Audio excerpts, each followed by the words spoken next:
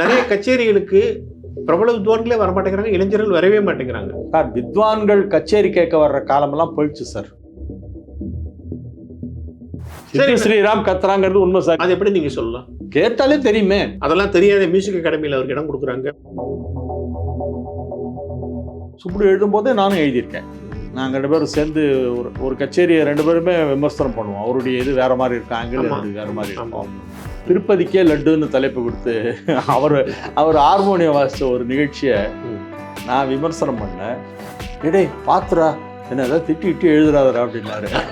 Sir நீங்கள் எவ்வளோ பேரை போட்டு கிழிச்சிருக்கீங்க, உங்களை விமர்சனம் பண்ண இளைஞர்களிடம் இசையை கொண்டு சேர்க்க வேண்டும் அப்படிங்கிறத பற்றியெல்லாம் நிறைய சொல்லியிருக்கோம். இன்றைக்கி இளைஞர்களுக்கு பஞ்சமே இல்லை. 4 நிமிஷம் வாச்சோன்னே அப்படிம்பாங்க. என்னென்னா போருன்னு அர்த்தம். 2ஆம் தரம் தொண்டையை கணிச்சா டே போருண்டான்னு அர்த்தம். வயலில் கொஞ்சம் ஸ்மார்ட்டாக வாச்சா அடுத்த கச்சேரி கிடையாது. ஏன் அப்படி பக்கத்தில் உட்கார வச்சுக்கிறேன்னா, இல்லை எங்கள் குருநாதர் சொல்லியிருக்கார் அப்படின்னா. யார் அவன் குருநாதர் அப்படின்னா? டிஎம் கிருஷ்ணா அப்படின்னா. சிரிப்பு வந்துட்டு எனக்கு. ஜேபி கீர்த்தனான்னு ஒரு பொண்ணு சார், அசந்துட்டேன் சார் நான். உண்மையிலேயே உண்மை என்ன ஞானம் அது, தொட்ட இடமெல்லாம் அப்படி வாயை திறந்தாலே ஞானம் சார். சாக்ஸோஃபோனில் பிரவீன் பண்டிட் நாதம் நல்லா இருக்கு, பட் கச்சேரி பேட்டர்ன் தெரியல. சின்ன பையன் தானே? சின்ன பையன் தான். கச்சேரி பேட்டர்ன்லாம் நல்லா வரணும். சஞ்சயோடைய ஒரு தீவிர ரசிகன் சார் நான். என்ன கேட்டால் இன்னைக்கு இருக்கிறதுல யார் பெஸ்ட்டுன்னு கேட்டால் சஞ்சய் சுப்ரமணியம் தான் சொல்வேன். பழைய பாடகிகளில் அந்த பழைய ஸ்டாண்டர்டை இன்றைக்கி மெயின்டைன் பண்ணிட்டு இருக்கிறவங்க அவங்க ஒண்டி தான். அவங்க பாட்டு ஓஹோன்னு இருக்குது, அதில் ஒன்றும் சந்தேகமே இல்லை. அது உலகறிந்த விஷயம். நான் சொல்லி தான் எதுவும் தெரியணும்னு அவசியம் இல்லை. இசை என்பதே இறைவனை அடைவதற்கான ஒரு வண்டி. அந்த வாகனத்தில் ஏறினா அது கொண்டு போய் நம்மளை கடவுள்கிட்ட விட்டுரும். எல்லாருமே ஒரு பக்தியோடு தான் பாடியிருக்காங்க. ஒரு இறைவன் மேலே பாடப்பட்ட பாடல் தான். நீங்கள் அந்த பாடலை நான் பாடுவேன், ஆனால் அதில் எனக்கு நம்பிக்கை இல்லைன்னு சொன்னால் இது ஒத்துக்கக்கூடிய ஒரு விஷயம் இல்லை சார். இது ஏதாவது கச்சேரி கேட்டுட்டு ஐயோ தலைவலிக்குதுன்னு ஓடி வந்திருக்கீங்களா? நிறைய கச்சேரி பாதியில் எழுந்து ஓடி வந்திருக்கேன். சங்கீதத்திலே ஒரு நாத்திக கோஷ்டி, இசைக்கு பக்தியெல்லாம் அவசியமே இல்லை. எதுக்கு பக்தி? நீங்கள் கீர்த்தனையை கிரமமாக கற்றுட்டு கிரமமாக பாடினா போகிறோம். இது கிரமம் இல்லை, அக்கிரமம். தெரிஞ்ச பாட்டுன்னா அவன் தலையாட்டுவான். அவனுக்கு தெரியல, நல்லா வாசிக்கிறாங்க, ஏதோ ராகம் வாசிக்கிறாங்க தெரியுது, அவன் கொஞ்ச நேரம் உட்காந்து பார்ப்பான், இப்படி திரும்பி பார்ப்பான், பார்த்துட்டு கேன்டீனுக்கு எழுந்து போயிடுவான். சங்கீதத்துக்கு ராகம், தாளம், பாவம் இது எல்லாத்தையும் நமக்கு கொண்டு வர்றது சாகித்யம் தான். நம்ம சங்கீதத்துக்கும் நார்த் இந்தியன் மியூசிக்கும் நிறைய டிஃப்ரென்ஸ் இருக்குது. நார்த் இந்தியாவில் சாகித்யம் முக்கியம் இல்லை, ஒரு 4 வரியை வச்சுட்டு அவங்க ஃபுல்லாக ஓடிடுவாங்க. ஆமாம். இன்றைக்கி இருக்கிற ஆடியன்ஸுடைய ட்ரெண்டு வேறு மாதிரி மாறிட்டு எல்லாம் ஃபாஸ்ட் ஃபுட் மாதிரி ஆகிடுச்சு. 2வது இவங்க என்ன பண்ணுறாங்க, இவங்களுக்கு பிடிச்ச பாட்டை மட்டும் யூடியூப்பில் போட்டு கேட்டுடுறாங்க. 4 மணி கச்சேரி ஒருத்தர், 6:45 கச்சேரி ஒருத்தர், 6:45 கச்சேரி ஒரு நாசர் வாசிக்கூடாதா? இன்னும் கூட அதிக முக்கியத்துவம் கொடுக்கணும். இப்போ கொடுக்கறது போகாது. 50% தமிழில் பாடணும்னு சொல்லி ஒரு சட்டம் கொண்டு வரணும் சார். சபாக்கள் தான் சார் அதை பண்ண முடியும். நீங்களும் நானும் பண்ண முடியாது சார். கோடீஸ்வரையர், பாபநாசம் சிவன், முத்தியாபாதர். சரி, அவனை நான் ஒரு தடவை எழுதினேன். 20ஆம் நூற்றாண்டின் மும்மூர்த்திகள் 3 பேரையும் பற்றி எழுதியிருந்தேன். சபாக்களில் ஒரு எண்ணி 100 பேர் இருந்தாலும் கேண்டீனில் ஒரு 250 பேர் பார்த்துருங்க. கவனிச்சிங்களா? உண்மைதான். அதுலேயும் முக்கியமாக நாரதகான சபாலையும் பார்த்தசாரி சாமி சபாலையும் கேன்டீனுக்கு நல்ல க்ரௌட் வருது. மார்வாடிஸ்லாம் வராங்க. அவங்களுக்கெல்லாம் கச்சேரி பற்றி ஒன்றும் தெரியாது. இந்த டைமில் இங்கே போனால் இங்கே நல்லாயிருக்கும், மசால் தோசை, ஆனியன் ரவாலாம் நல்லா போடுவாங்க அப்படின்னு சொல்லி சாப்பிட்றதுக்குன்னு ஃபேமிலியோடு கிளம்பி சாயந்தரம் சாப்பிட்டு போகிறாங்க. இந்த கேன்டீன் நடத்துகிறவங்களுக்கெல்லாம் 1 வருஷத்துக்கு வேணுங்கிற கல்யாண கான்ட்ராக்ட் இங்கே புக் ஆகுது. இனி காயத்ரி எங்கேயோ டாப்பில் போயிடுச்சு. அவங்க தான் நம்பர் 1ல் இருக்காங்க. ரொம்ப வருஷமாகவே அவங்க தான் டாப்பில் இருக்காங்க. ஜீ தமிழில் நான் I am going to complete 5000th episode. பரிகாரம் நம்மளை கொஞ்சம் ப்ரொடெக்ட் பண்ணிக்கலாம், அவ்வளோதான். மழை பெய்யும்னா பெய்யும், தடுத்து நிறுத்த முடியாது, அது இயற்கை. அது பரிகாரம் கூட பிடிச்சிட்டு போகலாம்ல. நான் தலையெழுத்தே மாற்றிடுறேன் பரிகாரம் பண்ணி ஆனால் சொன்னான்னா ஃப்ராடு, நம்பாதீங்க. பரிகாரம் பண்ணி வச்சா சார் அவன் பண்ண பாவத்தில் நம்ம கொஞ்சம் வாங்குற மாதிரி சார், ஷேர் வாங்குற மாதிரி சார். இந்த பரிகாரம் பண்ணி வைக்கிற செயலை நான் என் தலையில் போட்டுக்கிறது இல்லை. ஜோதிடத்தில் தான் எல்லாமே இருக்குன்னு நான் சொல்லவே இல்லை. ஒரு ஜாதகத்தில் மனைவி கோயிலாக போயிட்டு இருக்காங்க, பூஜை புனஸ்காரம்னு இருக்காங்க. கணவனுக்கு அதில் நம்பிக்கையே இல்லை, அவர் நாத்திகம். மனைவியுடைய பூஜா பலன்கள் கணவனுக்கு போய் சேருமா? இளைஞர்கள், குறிப்பாக இளம் பெண்கள் ரொம்ப எதிர்பார்ப்பு ஜாஸ்தி ஆகிடுச்சு. ஒரு பொண்ணு கேட்குது, நீ என்ன அமெரிக்கா கூட்டு போறியா சொல்லு, உன்னை கல்யாணம் பண்ணிக்கிறேன்னு. அமெரிக்காவுக்கு போகிறதா வாழ்க்கை? நான் பேசாமல் மவுண்ட் ரோட்டில் யூஎஸ்ஐஎஸ் வாசலில் ஏதாவது ஒரு எக்ஸ்டென்ஷன் கவுண்டர் மாதிரி போட்டு அங்கே ஜாதகம் உட்காந்துட்டா டெய்லி காலையில் எல்லாம் நிற்பாங்களே விசாக்கு, அவங்களுக்கெல்லாம் பார்த்து சொல்லலாம். சார் சாமி கும்பிட்டா சாமி கும்பிட்றதுக்கான பலன் கிடைக்கும் சார். தவறான செயல் செய்தால் தவறான செயல் செய்ததுக்கான பாவம் கிடைக்கும். 2யும் கொடுப்பார் அவர், பேலன்ஸ் பண்ணி கரெக்டாக கொடுத்துருவார். சார் நீங்கள் மேட்ரிமோனியல் சர்வீஸ் பண்ணிட்டு இருக்கீங்க, அதில் வித்தியாசமாக என்ன பண்ணுறீங்க? வித்தியாசமாக ஒன்று பண்ணிட்டு இருக்கேன் சார். உலகத்திலேயே முதலாக நான் தான் அதை பண்ணுறது. பாவம் மக்கள் வந்து பேசிக் நாலேஜ் இல்லாமல் நட்சத்திர பொருத்தம் எது இருக்குது எது இல்லைன்னு தெரியாமல் நிறைய ஜாதகத்தை தூக்கிட்டு ஒரு ஜோசியர்ட்டியாக போய் டைம் வேஸ்ட் பண்ணுறாங்க. அந்த காதலிக்கிற அவங்களுடைய மனசு எவ்வளோ கஷ்டப்படும். ரெண்டாவது அவன் நான் சொல்கிற ரிசல்ட்டை கேட்டுட்டு எங்கேயாவது போய் குதிச்சிட்டான்னா, கடலில் குதிச்சு செத்துட்டான்னா நமக்கு அந்த பாவம் வந்து சேரும். இவருடைய ப்ரோக்ராம் பார்த்து பயந்துட்டு அதனால சூசைட் பண்ணுறேன்னு சொல்லிட்டாங்க. பெரிய இஷ்யூ ஆகிட்டாங்க. கஜகேசரி யோகம்னா குருவும் சந்திரனும் கேந்திரம் அல்ல சேர்ந்திருப்பது. கேந்திரம்னா 1 4 7 10. அந்த யோகம் இருக்கிற நாட்களில் எதாவது பண்ணால் அவங்களுக்கு சக்ஸஸ் ஆகும். வணக்கம் வாவ் தமிழா நண்பர்களே. 2 துறைகளில் நிபுணத்துவம் பெறுவது என்பது அவ்வளவு சுலபமான விஷயம் அல்ல. இசை விமர்சனம், ஜோதிடம் இரண்டிலுமே புகழ்பெற்று விளங்கும் ஒருவரைத்தான் இன்று நாம் சந்திக்க போகிறோம். அவர் ஹரிகேசநல்லூர் வெங்கட்ராமன் அவர்கள். ஹரிகேசநல்லூர் என்றாலே நமக்கு நினைவுக்கு வருவது Harikesanallur Muthiah Bhagavathar, the great composer, வித்வான். வெங்கட்ராமன் அந்த பரம்பரையில் வந்தவர். ஆழ்ந்த சங்கீத ஞானம். பல வருடங்களாக பத்திரிகையிலும் டிவியிலும் நிறைய இதை பற்றி பேசியிருக்கிறார். ஜோதிடம் பற்றியும் பேசியிருக்கிறார். அவரைத்தான் நாம் இன்று சந்திக்க போகிறோம். வணக்கம் சார், நல்லா இருக்கீங்களா? வணக்கம், நல்லா. இசை விழா நேரத்தில் உங்களை சந்திக்கிறதே ரொம்ப கஷ்டமான விஷயம். ஏதாவது சபாட சுற்றிட்டே இருக்கீங்க. எனக்கு என்ன பெரிய ஆச்சரியம்னா, ஒரு பக்கம் இசை விமர்சனங்கள் கச்சேரிகள்லாம் போயிட்டுருக்கீங்க, இன்னொரு பக்கம் ஜோதிடமும் ரொம்ப பிஸியாக இருக்கீங்க. எப்படி உங்களால் அந்த சமாளிக்க முடியுது 2 டைத்தையும்? இசை விமர்சனங்கிறத நான் முதல்ல ஆரம்பித்தது. ஆமாம். அப்புறமா தான் ஜோதிடத்தில் எனக்கு வந்து ஒரு புகழ் கிடச்சிது. அதனால் நான் வந்து இசை விமர்சனத்தை விட முடியாது. ஜோதிடத்தில் எவ்வளோ பிஸியாக இருந்தாலும் டிசம்பர் மாதம் யாரையும் மீட் பண்ண மாட்டேன். என்னுடைய ஃபஸ்ட்டு ப்ரிஃபரன்ஸ் மியூசிக்கு தான், டிசம்பரை பொறுத்த வரைக்கும். அதே நேரத்தில் இப்போ வந்து நேரில் பார்க்கறது இல்லை. முன்னெல்லாம் நேரில் ஜோசியம் பார்ப்பேன், காலையிலேருந்து ராத்திரி வரைக்கும் வரிசையாக எல்லோரும் வருவாங்க அப்பாயின்மெண்ட் வாங்கிட்டு. அதனால் ரொம்ப பிஸியாக இருக்கும். இப்போ நான் என்ன பண்ணிட்டேன், இந்த கொரோனாவுக்கு பிறகு யாரையும் நேரில் பார்க்கறது இல்லைன்ற ஒரு முடிவுக்கு வந்துட்டு, அதனால் ஆன்லைனில் கொஸ்டின் கேட்குறாங்க, அதுக்கு நான் ரிப்ளை பண்ணோம். அது எனக்கு எப்போ ஃப்ரீயாக இருக்கேன்னா அப்போ உட்காந்து ரிப்ளை பண்ணுவேன். அதனால் எனக்கு கொஞ்சம் டைம் கிடைக்கும். மற்ற நேரில் பேப்பர்களுக்கெல்லாம் எழுதுறீங்க? ஆமாம். நான் வந்து தினத்தந்தியில் 24 வருஷமாக எழுதிட்டுருக்கேன். தொடர்ந்து எழுதுறீங்க? தொடர்ந்து வருது. டிசம்பர் மாதம் டெய்லி வரும். அந்த மாதிரி 24th இயர் இது தினத்தந்தியில். நடுவில் ஒரு வருஷம் இந்த கொரோனா பீரியடில் கச்சேரி நடக்கலை. அதை லெஸ் பண்ணிங்கன்னா 23 வருஷம் நான் இது வரைக்கும் 23வது வருஷம் எழுதுறேன்னு சொல்லுவேன். 2 வருஷம் ஆனால் இசை விமர்சனத்தில் வெள்ளி விழா கொண்டாட போகிறீங்க? இல்லை, இசை விமர்சனத்தில் அதுக்கு முன்னாலே நான் ஒரு 6-7 வருஷம் எழுதிட்டு இருந்தேன். தினத்தந்திக்கு வந்தது 2000 டிசம்பர். அதுக்கு முன்னாலேருந்தே நான் 96லேருந்தே எழுதிட்டு இருக்கேன். சுப்புடு சார் காலத்துலேருந்து எழுத ஆரம்பிச்சிங்க? ஆமாம், சுப்புடு எழுதும்போதே நானும் எழுதியிருக்கேன். நாங்கள் 2 பேரும் சேர்ந்து ஒரு கச்சேரியை 2 பேருமே விமர்சனம் பண்ணுவோம். அவருடைய இது வேற மாதிரி இருக்கும், ஆங்கிள் வேற மாதிரி இருக்கும். 2 வெவ்வேறு விஷயங்கள். சுப்புடு சார் வந்து அவரே என்னை பாராட்டியிருக்காரு. அவரை நான் விமர்சனம் பண்ணியிருக்கேன். திருப்பதிக்கே லட்டுன்னு தலைப்பு கொடுத்து அவர் ஹார்மோனியம் வாசித்த ஒரு நிகழ்ச்சியை நான் விமர்சனம் பண்ணேன். ஜாலியாக ரசிச்சாரு, நல்லா ரசித்தார். நான் அதை விமர்சனம் பண்ணுறேன் இன்றைக்கி, உன்னை அவங்க கச்சேரி விமர்சனம் பண்ணுறதுக்காக வந்திருக்கேன் அப்படின்னு சொன்னோன்னே, டே பார்த்துரா என்ன ஏதாவது திட்டி எழுதுறாதரா அப்படின்னாரு. சார் நீங்கள் எவ்வளோ பேரை போட்டு கிழிச்சிருக்கீங்க, உங்களை விமர்சனம் பண்ண வந்தாங்க, ஏன் பயப்படுறீங்க அப்படின்னு. இல்லை நீ கொஞ்சம் ஒரு மாதிரி, அதனால தான் பயமாக இருக்குது எனக்கு உன்னை பார்த்தா அப்படின்னாரு. அப்புறம் எழுதியிருந்தேன், ரொம்ப அப்ரிஷியேட் பண்ணார். டெக்னிக்கலாக நல்லா உள்ளே போய் இது பண்ணுற, very good, keep it up அப்படின்னு சொல்லி சொன்னார். இன்றைய கச்சேரிகளுக்கு வருவோம். இப்போ இந்த சீசன் எப்படி இருக்குது சார் உங்கள் பார்வையில்? சீசன் நல்லா இருக்குது சார். நிறைய இளைஞர்கள் வராங்க. அவங்க பேர்லாம் மைண்டிலே வச்சுக்க முடியல. சில பேரோட பேர் வாயிலே நுழையலாம் வச்சுங்களேன். அந்த மாதிரி ஏதோ புதுசாக நேமெல்லாம் வச்சுக்கிட்டு வராங்க. இன்னைக்கு வந்து இளைஞர்கள் வந்து நிறைய பேர் பாடுறாங்க. ஒரு 30 வருஷத்துக்கு முன்னால் இளைஞர்கள்லாம் வர வேண்டும் இசைக்கு அப்படின்லாம் நானே எழுதியிருக்கேன், நீங்களும் எழுதியிருக்கீங்க. இளைஞர்களிடம் இசையை கொண்டு சேர்க்க வேண்டும் அப்படிங்கிறத பற்றியெல்லாம் நிறைய சொல்லியிருக்கோம். இன்றைக்கி இளைஞர்களுக்கு பஞ்சமே இல்லை.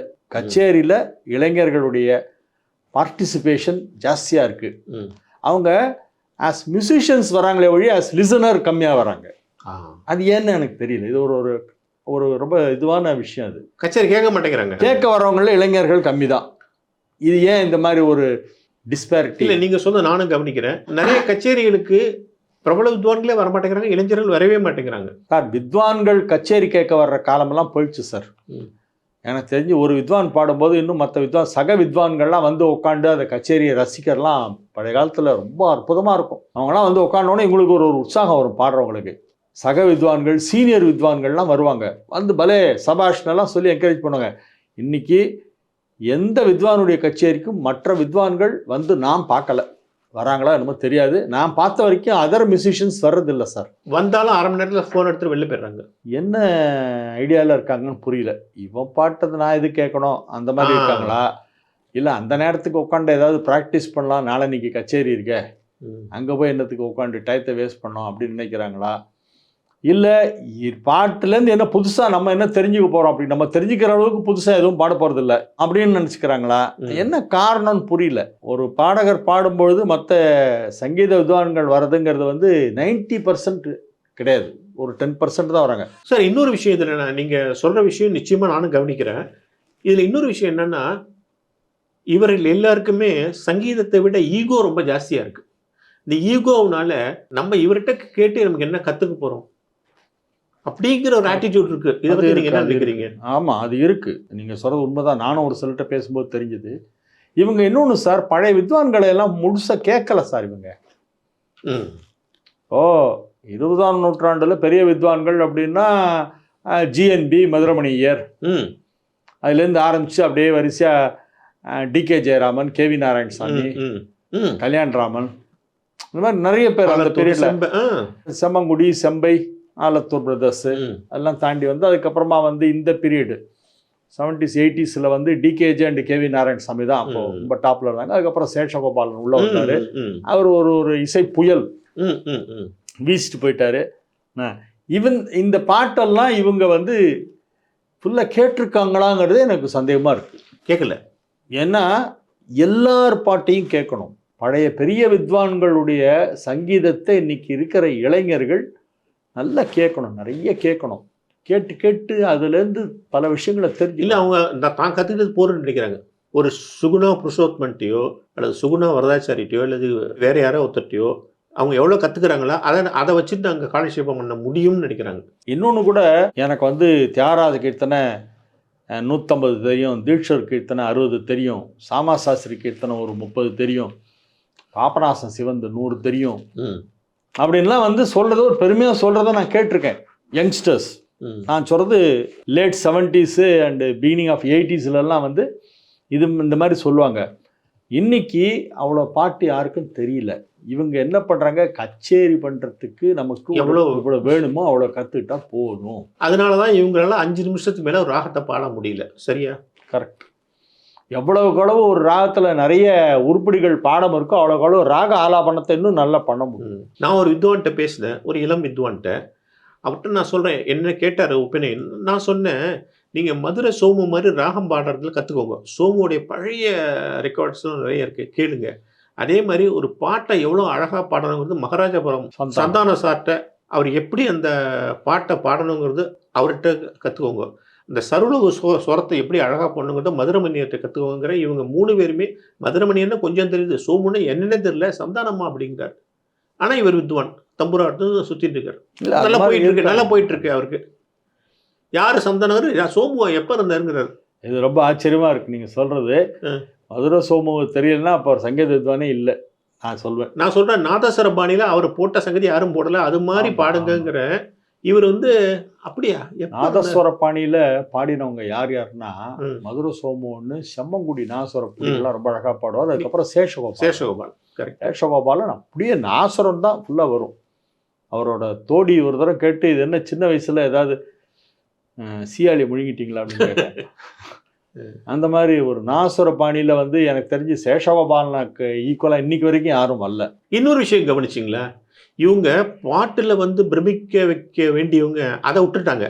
பாட்டை மாமூல் பாட்டை பாருங்க. ஆனால் ட்ரெஸ் சென்ஸ் பார்த்தா ரொம்ப அமுக்கலமாக இருக்கு. எல்லாரும் காதில் கடுக்கன்னு போட்டுக்கிறாங்க. இதில் இன்னொரு வேடிக்கை என்னென்னா, ஒரு வித்வான், அவர் பேரே நான் சொல்கிறேன், ரித்விக் ராஜான்னு நான் பார்த்தேன்.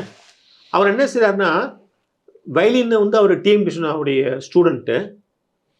அவர் வந்து அவருடைய ஸ்டைலில் வயலின்காரனை பிரதானமாக மெயினாக பாடகர் உட்கார இடத்துல அவரை உட்கார வச்சார். அது தப்பு இல்லை. இவர் வந்து அவர் பக்கம் திரும்பிக்கிறார். வயலின்காரர் வந்து உட்கார்ற பொசிஷன் இல்ல, அது நான் கூட 2-3 இவர் அவர் பக்கம் பார்த்தேன். திரும்பிட்டு பாரு, சரி ஏதோ வித்தியாசம் பண்ணுங்க, பாட்டுல ஒண்ணுமே இல்லையே. பாட்டுல ஒண்ணும் இல்லைங்கிறது இருக்கட்டும், இந்த உட்கார்றதுங்கிறதே நம்ம என்ன பண்ணுவோம், சென்டர்ல பாடகர் உட்காருவார் ம் ஆடியன்ஸை பார்த்து. ஆமா அவருக்கு ஒரு பக்கம் வயலின், ஒரு பக்கம் மிருதங்கம். ஆமா சப்போஸ் இன்னொரு பக்கவாத்தியம் ஏதாவது இருந்ததுன்னா அவங்க வந்து பின்னால பின்னாடி உட்காருவாங்க. உட்காருவாங்க. ஆமா, ஆமா. இதுதான் வந்து ட்ரெடிஷ்னலாக நம்ம பண்ணிட்டு இருக்கோம். ஆமா இப்போ என்ன பண்றாங்கன்னா, பாடகர் தான் பக்கத்துல வயலினிஸ்ட்டை உட்கார வைக்கிறாரு. 2 பேரும் வந்து ஃபேஸ் பண்ணிட்டே இருக்காங்க. ஒரு வயலின்காரரையும் மிருதங்காரையும் வயலின்காரன் ஒருத்தர் கண்ணுலயே பேசிக்குவாங்க, மிருதங்காரங்களும். ஆமா ஆமா அவர் அந்த சங்கதி பாடும்போது இப்படிம்பாங்க, அந்த சங்கதியை ஃபாலோ பண்ணுவாங்க. அந்த ஒரு இன்டராக்ஷன் இதுல இல்லாம போயிடுது ஃபர்ஸ்ட். 2வது, ஏன்பா இந்த மாதிரி பக்கத்துல உட்கார வச்சுட்டு பாடுறேன்னு கேட்டா, சார் சமத்துவம் சார், இதுல என்ன சமத்துவம்? நீ அப்போ வயலின் ராகம் வாசிக்கிறதுக்கு 15 நிமிஷம் அலோவ் பண்ணு, அதுக்குள்ள தொண்டையை ஏன் கணைக்கிற? 4 நிமிஷம் வாச்சோன்னே அப்படிம்பாங்க. என்னன்னா போரும்னு அர்த்தம். 2ஆந்தரம் தொண்டையை கணைச்சா டேய் போருண்டான்னு அர்த்தம். வயலின் கொஞ்சம் ஸ்மார்ட்டா வாச்சா அடுத்த கச்சேரி கிடையாது. அதுக்கு சமிக்கை தான் இந்த தொண்டையை கணிக்கிறது. இந்த மாதிரிலாம் பண்றாங்க இவங்க வந்து பக்கவாத்தியக்காரங்களுக்கு ஒரு போதிய சன்மானம் கொடுப்பதோ இல்லை இம்பார்ட்டன்ஸ் கொடுக்குறதோ ஒன்றும் அவ்வளோ பிரமாதமாக பண்ணலை. ஆனால் உட்காரும்போது மட்டும் தான் பக்கத்தில் உட்கார வச்சுப்பாங்களாம். 2 பேரும் வந்து ஆடியன்ஸை ஃபேஸ் பண்ணியிருக்கிற மாதிரி. புதுசாக இந்த வருஷம் மட்டும்தான் நான் அந்த மாதிரி பார்க்குறேன். இவனாலாம் அந்த மாதிரி கிடையாது. ஏன் அப்படி பக்கத்தில் உட்கார வச்சுக்கிறேன்னா, இல்லை எங்கள் குருநாதர் சொல்லியிருக்கார் அப்படின்னா. யார் அவன் குருநாதர் அப்படின்னேன். டிஎம் கிருஷ்ணா அப்படின்னா. சிரிப்பு வந்துடுது எனக்கு.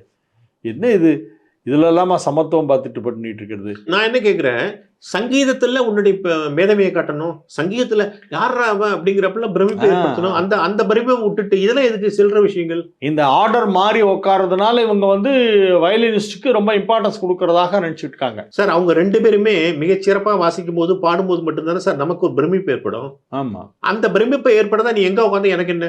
அது ஒரு காரணம் இருக்கு. இருந்தாலும் சார் நம்ம இந்த இடத்துல உட்காந்து சென்டர்ல பாடகர் ஆடியன்ஸ் ஃபேஸ் பண்ணியிருப்பாரு, பக்கவாத்தியங்கள் அவங்க ஒருத்தர் ஃபேஸ் பண்ணியிருப்பாங்க, ரைட் சைடில் ஒருத்தர், லெஃப்ட் சைடில் ஒருத்தர் வச்சுருப்பாங்க. இது நம்ம இவ்வளோ வருஷமாக பண்ணிட்டு இருக்கோம். திடீர்னு வந்து நான் என் பக்கத்தில் தான் வயலினிஸ்ட் உட்கார வச்சு பண்ணேன், இவர் திரும்பி பார்க்குறாரு, அவரும் திரும்பி பார்க்குறாரு பாடும்போது. இவங்களுக்குள்ள அந்த இன்ட்ராக்ஷன் வந்து கேப் வருது.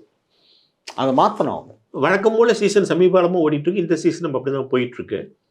உங்களை பிரமிக்க வச்சவங்க யார் சார் இளைஞர்கள்ல? சார் பிரமிக்க வச்சவங்கனாக்கா இந்த வெங்கடா நாகராஜன் ஒரு இளைஞர் பாடுறார் சார். சரி சார். அவர் வந்து ஸ்ரீரங்கத்தை சேர்ந்தவர். ஸ்ரீரங்கத்தில் ஒரு பிரபலமான ஒரு பாடகி பாட்டு சொல்லி கொடுப்பாங்க. She's a good teacher. சரி.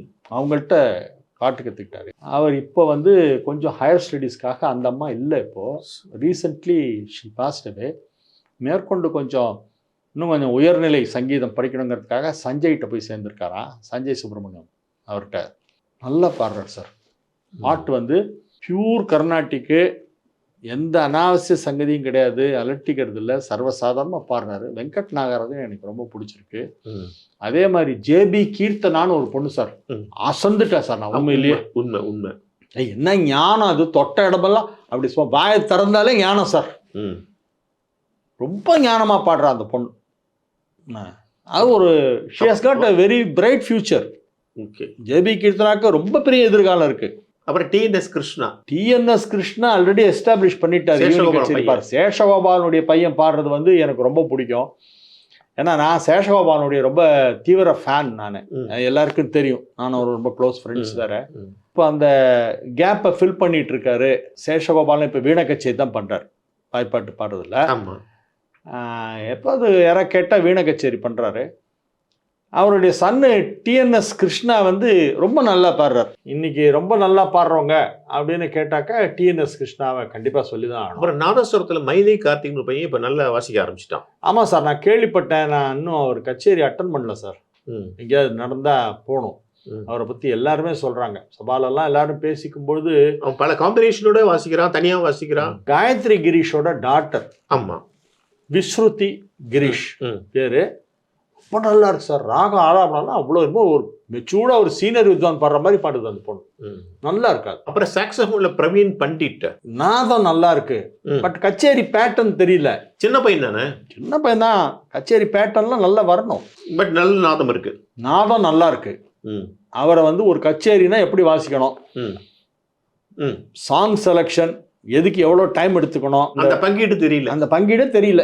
ஆலங்கோடு விஎஸ் கோகுல்னு ஒரு பையன் வயலின் வாசிக்கிறான். ஆலங்கோடு விஎஸ் கோகுலா? ஆமா, நான் கேட்டது இல்லை சார், நான் கேட்டுறேன் போய் எங்க இருக்குன்னு பார்த்து நான் கேட்டுறேன். அப்புறம் பிருந்தா மாணிக்க வாசகம் அவங்க பாடுறாங்க, நல்லா பாடுறாங்க. She Singh well. சீனியர்கள் எடுத்துட்டா வழக்கம் போல இந்த வருஷமும் சுதா ரகுநாதன், நித்யஸ்ரீ, இந்த டாப் பீப்புள் இருக்காங்களா, அவங்களுக்கு நல்ல கூட்டம், வழக்கம் போல நல்ல கூட்டம் வருது. அஃப்கோர்ஸ் சஞ்சய், திருச்சூர் பிரதர்ஸ், இவங்களுக்குலாம் நல்ல கூட்டம் வருது. சஞ்சயோடைய சங்கீதம் நீங்க கேட்டீங்களா இந்த வருஷம் மறுபடியும்? இந்த வருஷம் கேட்கல, பட் சஞ்சயோடைய ஒரு தீவிர ரசிகன் சார். நான் என்ன கேட்டால் இன்னைக்கு இருக்கிறதுல யார் பெஸ்ட்னு கேட்டால் சஞ்சய் சுப்பிரமணியம் தான் சொல்வேன். அது சொல்றதுல எனக்கு எந்தவித தயக்கமும் கிடையாது. அது உண்மையும் கூட.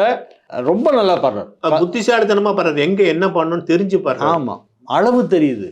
அளவுங்கிறது ரொம்ப இம்பார்ட்டன்ட் தெரியுமா? ஆமா, நிச்சயமா நிச்சயம். ஒரு ராகத்தை எடுத்தா எவ்வளவு நேரம் பாடணுங்கிறது தெரியணும் சார். ஐயோ இன்னும் கொஞ்சம் பாட மாட்டாரான்னு நினைக்கும் போது டக்குன்னு முடிச்சிடணும். போரும் எப்படாப்பா இதை நிறுத்திட்டு அடுத்த பாட்டுக்கு போறான்னு ஆடியன்ஸ் நினைக்க கூடாது. அப்படி லேசா கொஞ்சம் அழுத்துற மாதிரி வரும்போது டக்குன்னு அதை நிறுத்திடணும். அந்த அளவு சஞ்சய்கிட்ட ரொம்ப நல்லா இருக்கு. ஞானமான பாட்டு இருக்கு, ரொம்ப ஞானம் சார். ஆனா அதுல ஞானம் சாரீரமும் அவருக்கு அதுக்கு தகுந்த மாதிரி ஒத்துழைக்குது. வெறும் ஞானம் மட்டும் இல்ல, என்ன சாரீரம் அது, என்ன குரல், ஐயோ. பட் அந்த குரல்ல ரொம்ப கஷ்டப்பட்டு கொண்டு வர்றாரு இல்லையா? ஆரம்பத்துல ரொம்ப கஷ்டப்பட்டு தான் சார் அவரே பாடினாரு. அந்த நானே ஒத்துழைக்கல அவருக்கு ஆரம்பத்துல அவருக்கு குரல் ஒத்துழைக்கல. ஆனா ஞானம் அப்பவே இருந்தது. நானே எழுதியிருக்கேன், இவருடைய ஞானம் ரொம்ப பெருசா இருக்கு, ஆனா குரல் சின்னதா இருக்கு. நானே ஒரு தடவை எழுதியிருக்கேன் அவரை பத்தி. குரல் மேல, ஆனா அது இல்ல, அவர் விகரஸ் பிராக்டிஸ். ஆமா, நிச்சயம் பிராக்டிஸ்ல தான் அவர் வந்தார். பாடி பாடி பாடி பாடி அதை உரு ஏத்தி தன்னுடைய சாரீரத்தை பக்குவப்படுத்தி தான் சொல்ற மாதிரிலாம் அது கேட்கணும்னு அவராகவே அதை கம்பல் பண்ணி கொண்டு வந்திருக்கார். அவருடைய வெற்றிக்கு பின்னால் என்ன இருக்குன்னா கடும் உழைப்பு தான், வேற ஒன்றும் கிடையாது. கடுமையான உழைப்பாளி சஞ்சய் சுப்பிரமணியம். சுதா கச்சேரிலாம் கேட்டிங்களா? சுதா ரகுநாதன் நான் அவங்களுக்கு கேட்டுட்டு தான் சார் இருக்கேன், அடிக்கடி போறேன். அந்த ஸ்டாண்டர்ட் கரெக்டாக, பழைய ஸ்டாண்டர்ட் அப்படியே மெயின்டைன் ஆகுது சார். பழைய பாடகிகள்ல அந்த பழைய ஸ்டாண்டர்ட் இன்னைக்கு மெயின்டைன் பண்ணிட்டு இருக்கிறவங்க அவங்க ஒண்டி தான். அவங்க பாட்டு ஓஹோன்னு இருக்கு, அதுல ஒன்றும் சந்தேகமே இல்லை. அது உலகறிந்த விஷயம், நான் சொல்லி தான் எதுவும் தெரியணும்னு அவசியம் இல்லை. பட் என்னன்னா ஷீ ஸ்டில் மெயின்டைன்ஸ் தட். அதுதான் இங்கே இம்பார்ட்டன்ட். சித்து ஸ்ரீராமை பற்றி, அவருடைய சங்கீதத்தை பற்றி நீங்கள் பேப்பரில் விமர்சனம் எழுதும்போது சித்து ஸ்ரீராமுக்கு இன்னைக்கு மிகப்பெரிய கூட்டம் கொடுத்து அது சினிமா கூட்டம் நீங்கள் சொல்லுவீங்க. எஸ், அது ஒரு உண்மையும் இருக்குது. ஆனால் அவர் மேலே போகும்போது அந்த குரல் ஷவுட்டிங் மாதிரி இருக்குன்னு சொல்றீங்க. ஆமாம், ஷவுட்டிங் வேற. there is a difference between shouting and singing loudly. உறக்க பாடுதல் வேறு, கத்துவது வேறு. அது எப்படி நீங்கள் சொல்லலாம்? கேட்டாலே தெரியுமே.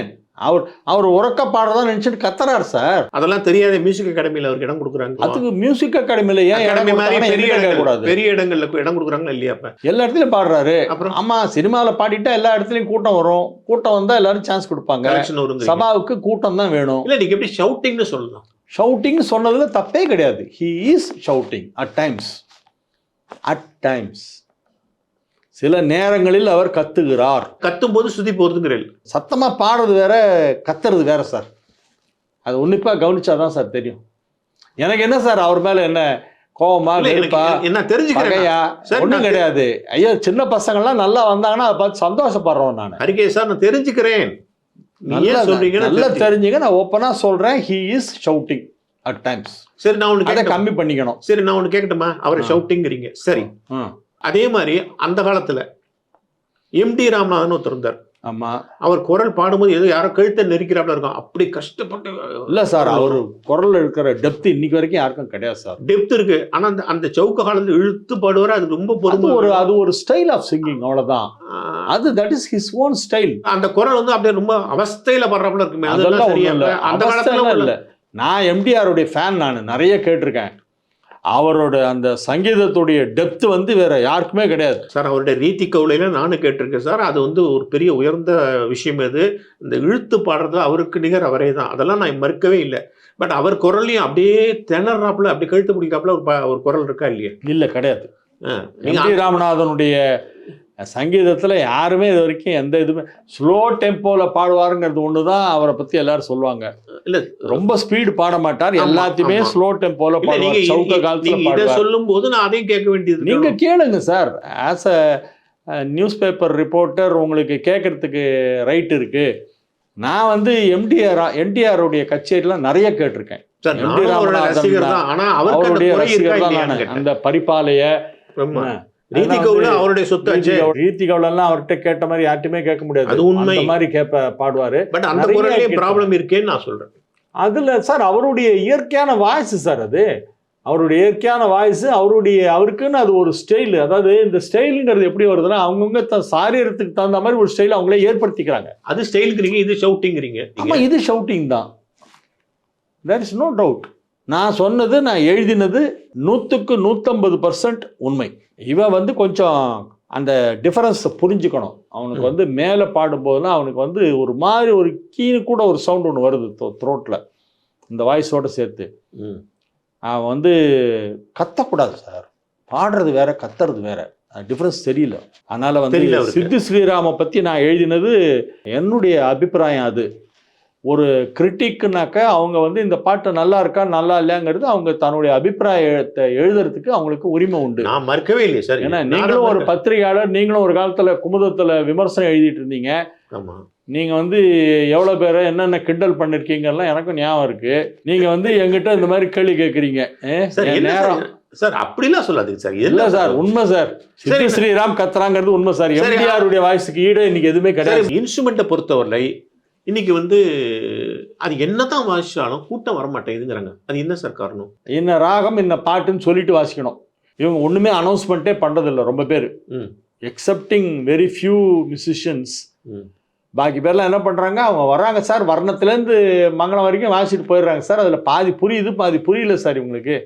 சில பேர் ராகத்தை ரெக்கக்னைஸ் பண்ணுவான். கல்யாணி ராகத்தில் ஏதோ பாட்டு வாசிக்கிறான் அப்படிமா, அவன் கல்யாணி ராகங்கிறது வரைக்கும் எப்படியோ கண்டுபிடிச்சிருவான். சரி, அதில் என்ன பாட்டுன்னு தெரியாது. கல்யாணியில் 200 பாட்டு இருக்கு, 200-300 கீர்த்தனை இருக்குது. அவங்க அதை சொல்லணும்.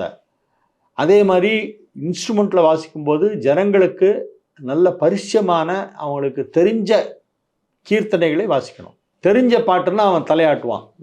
அவனுக்கு தெரியல, நல்லா வாசிக்கிறாங்க, ஏதோ ராகம் வாசிக்கிறாங்க தெரியுது, அவன் கொஞ்சம் நேரம் உட்காந்துருப்பான், அப்புறம் இப்படி திரும்பி பார்ப்பான், பார்த்துட்டு கேன்டீனுக்கு எழுந்து போயிடுவான். நம்ம அவர்கள் ஏன் இன்னும் கீர்த்தனை காதால கேட்கணுங்கிற அந்த ஆட்டிடியூடே இருக்குது. ஆமாம், நம்ம சங்கீதத்துக்கு கீர்த்தனை தான் சார் மெயின். அதுதான் ஆபரணம். சங்கீதத்துக்கு வந்து ராகம், தாளம், பாவம் இது எல்லாத்தையும் நமக்கு கொண்டு வர்றது சாகித்யம்தான். இந்த சாகித்யம் நல்லா ஸ்ட்ராங்காக இருக்கணும். அந்த சாகித்யத்தில் ஒரு இதுவாக வர்றது தான் ராகம், தாளம், பாவம். இது மூணும் சேர்ந்து கீர்த்தனையில் அது பிரதிபலிக்கணும். கீர்த்தனையே இல்லாமல் வந்து நம்ம சங்கீதம் பண்ண முடியாது. சாகித்யம் நம்ம சங்கீதத்தில் ரொம்ப it plays a vital role. இப்போ வடநாட்டிலலாம் பார்த்தீங்கன்னா ஒரு ராகத்தை எடுத்துக்கிட்டு 1.25 மணி நேரம் அதையே வாசிச்சுட்டு இருப்பான். ராக் மால் கோன்ஸ் அப்படின்ட்டு 1.25 மணி நேரத்துக்கு மால் கோன்ஸ் வாசிப்பான் சார். அங்கே உட்காந்து கேட்பாங்க. அங்கே வந்து தபலாக்காரங்க என்ன நடையில் வாசிக்கிறாங்களோ அந்த நடையில் இவங்க வாசிப்பாங்க. இப்போ அங்கே ஒருத்தர் ஃப்ளூட் வாசிக்கிறான்னு வச்சுங்களேன், தபலாவை ஃபாலோ பண்ணுவார். தபலா தான் அந்த மெயின் ஆர்டிஸ்ட்டை லீட் பண்ணும். இங்கே அப்படி இல்லை. மெயின் ஆர்டிஸ்ட் என்ன பண்ணுறாரோ அதுக்கு தான் இவங்க பக்கவாத்தியம் வாசிக்கணும். நம்ம சங்கீதத்துக்கும் நார்த் இந்தியன் மியூசிக்கும் நிறைய டிஃப்ரென்ஸ் இருக்குது. நார்த் இந்தியாவில் வந்து சாகித்யம் முக்கியம் இல்லை, ஒரு 4 வரியை வச்சுட்டு அவங்க ஃபுல்லாக ஓடிடுவாங்க. ஆமாம். பட் நமக்கு வந்து சாகித்யங்கள் ரொம்ப முக்கியம். ஏன்னா பெரிய பெரிய சங்கீத மும்மூர்த்திகள் மாதிரி பெரிய சாகித்ய கர்த்தாலாம் இங்கே வந்து நமக்கு ஒரு பெரிய பொக்கிஷத்தை கொடுத்துருக்காங்க. அதை நம்ம பாதுகாக்கணும். அது வந்து ரசிகர்களுக்கு என்ன பாட்டுங்கிறது தெரியணும், அவங்களுக்கு புரியணும். இன்ஸ்ட்ருமெண்ட் கச்சேரி பண்ணுறவங்க ஒவ்வொரு பாட்டையும் அனௌன்ஸ் பண்ணிவிட்டு வாசிக்கலாம், தவறு கிடையாது. இவங்க என்ன நினச்சிக்கிறாங்க, இந்த ஆடியன்ஸ்க்கெல்லாம் எல்லாம் தெரியும், இங்கெல்லாம் போய் நம்ம அனௌன்ஸ் பண்ணாக்கா அது சீப்பாக நினச்சிருவாங்க. நான் என்ன கேட்கல, ஒரு காலத்தில் சிட்டி பாபு, வீணை பாலச்சந்தர், ஈமணி சங்கரசாஸ்திரி, இப்படி பல ஜாம்பவான்களுக்கு நல்ல கூட்டம் வந்து ஏன் இப்போ வர மாட்டேங்குது? அப்பயும் வந்து இன்ஸ்ட்ருமெண்ட்டை கேட்டவங்க இருக்காங்க, அப்பவும் வந்து நீங்கள் சொல்கிற ஆட்டிடியூடில் பார்க்குறவங்க இருக்காங்க. அப்போ அவங்க ஒரு பாலச்சந்தருக்கும் சிட்டி பாபுக்கும் ஏன் அவ்வளோ கூட்டம் வந்தது?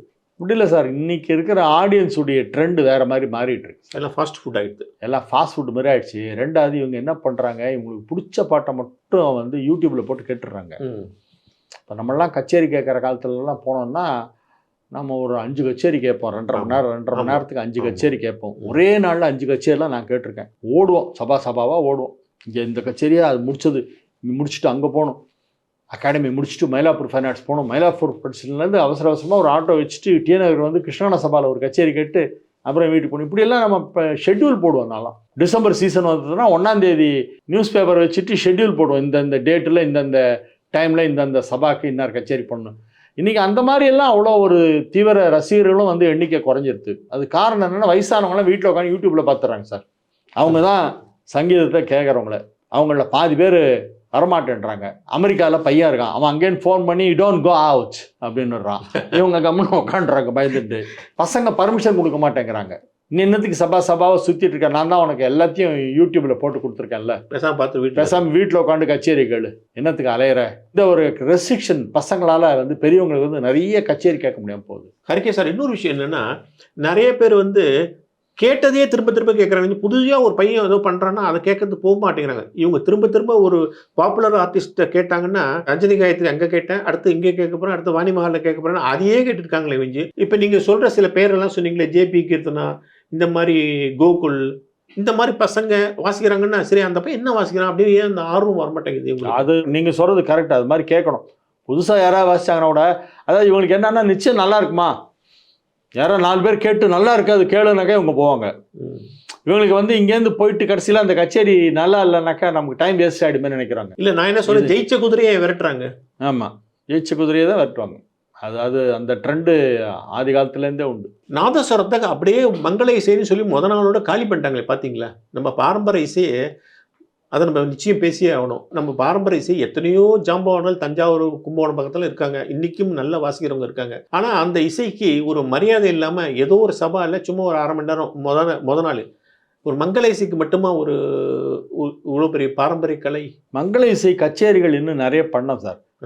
கிருஷ்ணகான சபாவில் நாஸ்வர விழானே ஒன்று போடுறாங்க சார். விழான்னு ஏன் சார் நடத்துறீங்க? நீங்கள் மெயின் ஸ்லாட்டில் மெயின் ஸ்ட்ரீம்லேயே அவங்களையும் நடுவில் கொண்டு வர வேண்டியது தானே சார்? கொண்டு வரணும், அது சபாக்கள் பண்ணணும். அது நீங்கள் சொல்கிறது கரெக்டு. இப்போ 4 மணி கச்சேரி ஒருத்தர், 6:45 கச்சேரி ஒருத்தர், 6:45 கச்சேரி ஒரு நாஸ்வரத்தான் வாசிக்கூடாதா? அது வாய்ப்பாட்டில் தான் இருக்கணுமா, இல்லை வயலின் வீணையில் தான் இருக்கணுமா? அது கரெக்டு. நாஸ்வர இன்ஸ்ட்ருமெண்ட்டுக்கு வந்து இன்னும் கூட அதிக முக்கியத்துவம் கொடுக்கணும். இப்போ கொடுக்கறது போராது, இன்னும் கூட அதிக முக்கியத்துவம் கொடுக்கணும். அதில் நீங்கள் சொல்கிற மாதிரி நல்லா வாசிக்கக்கூடியவங்கலாம் இருக்காங்க. அவங்களுக்கெல்லாம் இந்த ரெகுலர் கச்சேரியிலேயே நடுவில் வந்து அந்த ஈவினிங் ஸ்லாட்டில் வாசிக்க சொல்லி அவங்கள வந்து நம்ம கொண்டு வரணும் உள்ள. சங்கீதத்திலே ஒரு நாத்திக கோஷ்டி, இசைக்கு வந்து பக்தியெல்லாம் அவசியமே இல்லை. எதுக்கு பக்தி? நீங்கள் கீர்த்தனையை கிரமமாக கற்றுட்டு கிரமமாக பாடினா போகிறோம். இது கிரமம் இல்லை, அக்கிரமம். எதுக்கு பக்தி? நீ வந்து ராமரையும் சீதையும் பாடுறதுனாலே பக்தியோட பண்ணுங்கிற அவசியம் இல்லையே அப்படிங்கிறாரு. இப்படி ஒரு கோஷ்டி பேசிட்டு இருக்கு. உங்களுக்கு யாருன்னு தெரியும்? இல்லை, நீங்கள் சொன்னோடனே புரியுது யாராக இருக்குன்றதை நான் கெஸ் பண்ணிட்டேன். நல்லா பாடுற பையன், எனக்கு ரொம்ப பிடிக்கும். அவனுடைய ஞானம் பிடிக்கும், அவனையும் பர்சனலாக பிடிக்கும் எனக்கு. பட் நான் என்ன சொல்கிறேன்னா, நம்மளுடைய முன்னோர்கள் எதுக்காக பாடினாங்க? டூயட் சாங்காக பாடினாங்க.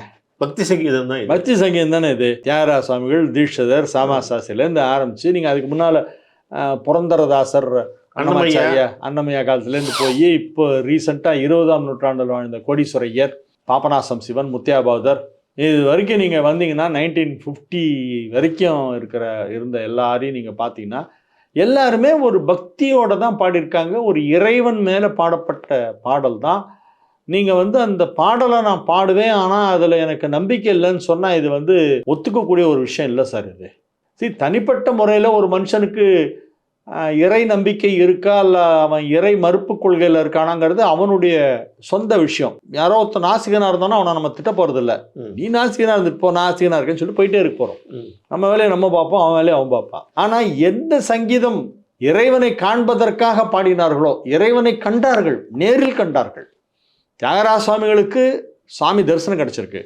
முத்துசாமி தீட்சிதருக்கு அந்த கடைசியில் காசிலேருந்து அன்னபூர்ணியே வந்து சாட்சாத்தா அப்படியே எதிர காட்சி கொடுத்துட்டு போயிருக்காங்க. காமாட்சி அம்மன் வந்து நினச்சா தரிசனம் கொடுப்பான். யார்? சாமா சாஸ்திரிக்கு. சரி என்ன? ஸோ இவங்க எல்லாருமே வந்து அந்த சுவாமி பேரில் பாடினாங்க, அந்த சுவாமி நம்பிக்கையோடு பாடினாங்க. தெய்வம் அவர்களுடைய இசையை ஏற்றுக்கொண்டது.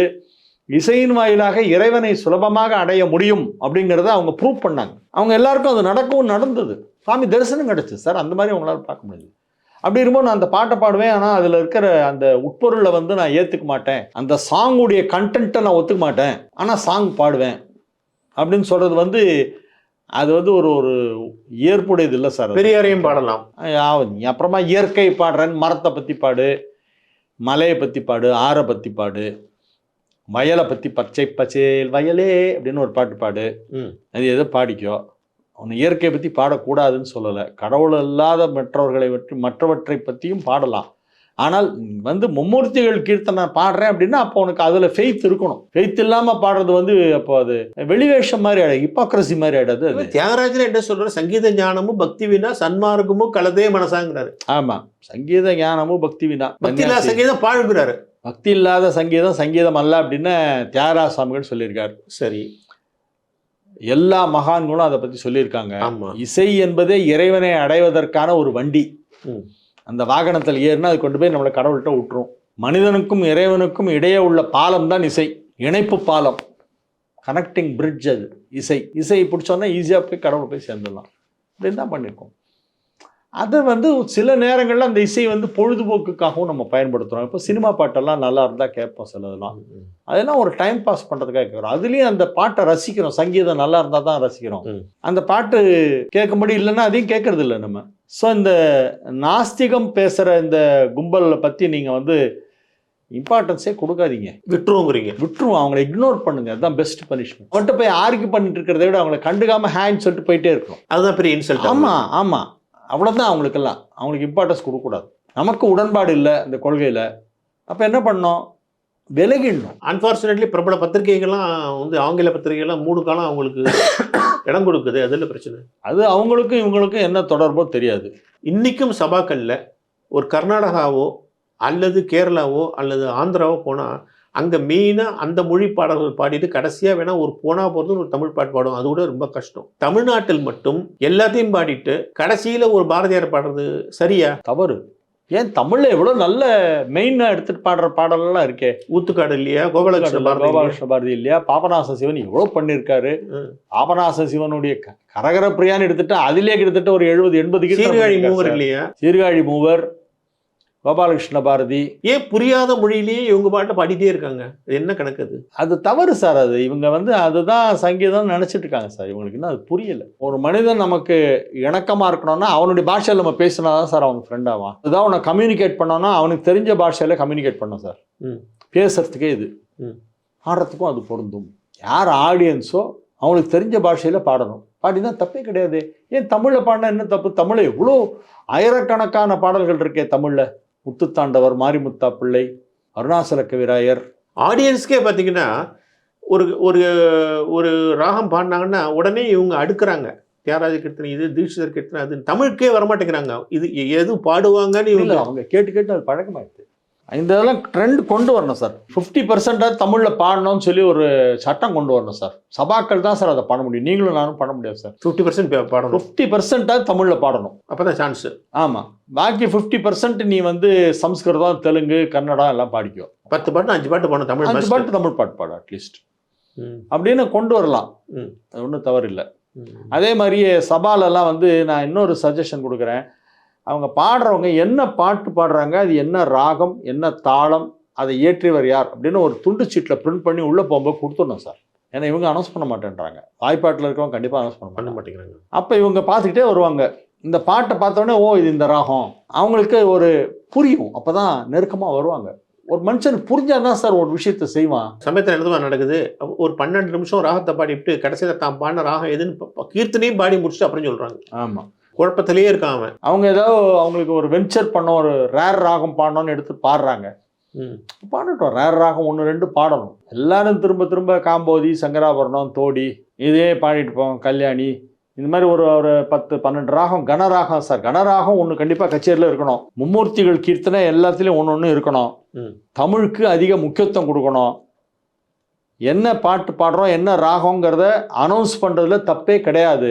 இல்லைன்னா சபாக்காரங்கள்ட்ட முன்கூட்டி சொல்லி அவங்க ஒரு சின்ன ஒரு A4 பாதி சைஸுக்கு ஒரு பேப்பரில் அதை பிரிண்ட் பண்ணி சோ பாட்டு, இன்னார் வயலின், இன்னார் மிருதங்கம், இன்னார் கடம், பாடவிருக்கும் பாடல்கள் அப்படின்னு போட்டு அந்த பாட்டுடைய பல்லவி, அதோட ராகம், தாளம், இயற்றியவர், இதை ஒரு ஸ்லிப்பு பிரிண்ட் பண்ணி கொடுத்து அதை பின்பக்கம் யாராவது எதிர்க்க இருக்கிற கடைக்காரன் நீ ஆடு கொடுப்பான்னு அவனே பிரிண்ட் பண்ணி கொடுத்துருவான். இது ஒன்றும் செலவு கிடையாது. இது சின்ன விஷயம், யார் வேணால் பண்ணுவாங்க இதுக்கு ஆடு கொடுக்குறது. அந்த மாதிரி பண்ணி என்ட்ரு ஆகும்போது எல்லாருக்கும் கையில் ஒன்று கொடுத்துட்டு அவன் பார்த்துட்டு ஃபாலோ பண்ணிகிட்டே வருவான்.